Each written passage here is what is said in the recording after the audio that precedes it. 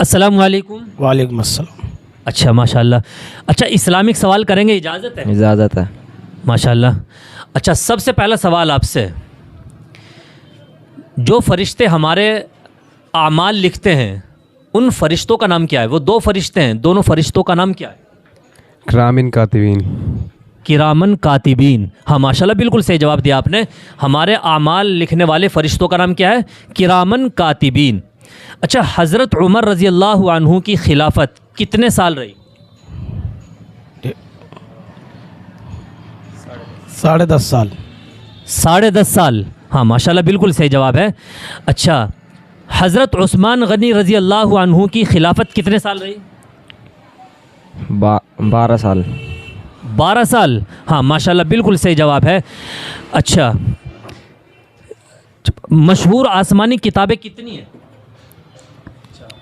4। 4 मशहूर आसमानी किताब हैं। क्या क्या नाम है उनके?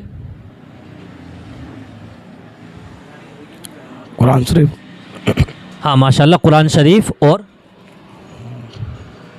आप बताएं। तौरेत, ज़बूर, इंजील और कुरान। हाँ माशाल्लाह ये 4 किताबें हैं आसमानी। अच्छा हमारे नबी पर इन 4 किताबों में से कौन सी किताब नाजिल हुई? कुरान।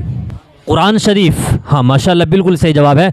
और हज़रत दाऊद अलैहिस्सलाम पर कौन सी किताब नाजिल हुई? जबूर।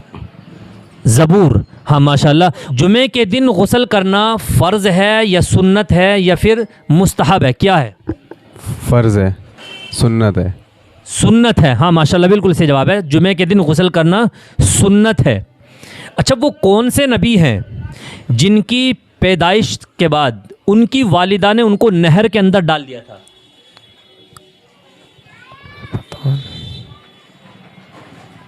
कौन से नबी हैं जिनको उनकी पैदाइश पर उनकी वालिदा ने नहर के अंदर डाल दिया था खौफ की वजह से? एक बादशाह था फ़िरौन।